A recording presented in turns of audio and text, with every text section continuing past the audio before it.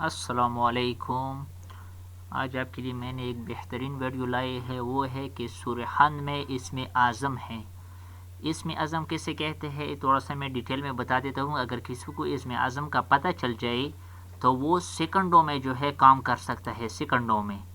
اسم اعظم جو ہے فوراً آپ ایک سیکنڈ میں یہاں پر ہے تو دوسرے سیکنڈ میں جو ہے آپ کہیں اور ملک میں ہو جائیں گے اگر آپ کے پاس اسم اعظم آ گیا۔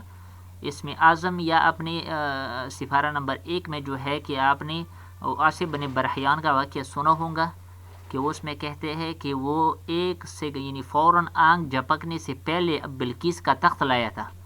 تو اس طرح اگر آپ کو بھی اسم اعظم کا پتہ چل جائے تو اس سے جو ہے آپ کمالات حاصل کر سکتے ہو۔ تو چلو آپ کو بتا دیتے ہیں کہ کس چیز میں اسم اعظم ہے۔ آپ کی اسکرین پر بھی اوپر نظر آئے گا کہ سورہ حمد میں اسم اعظم ہے۔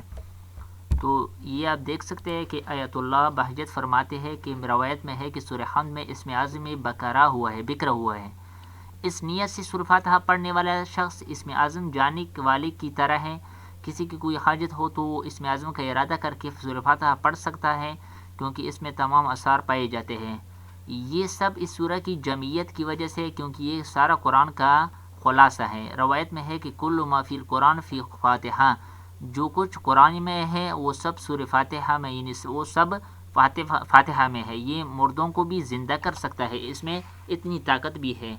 تو اس کو آپ فائدہ اٹھائے اس سے، اور دعائیں میں بھی یاد رکھیے۔ Thank you for watching.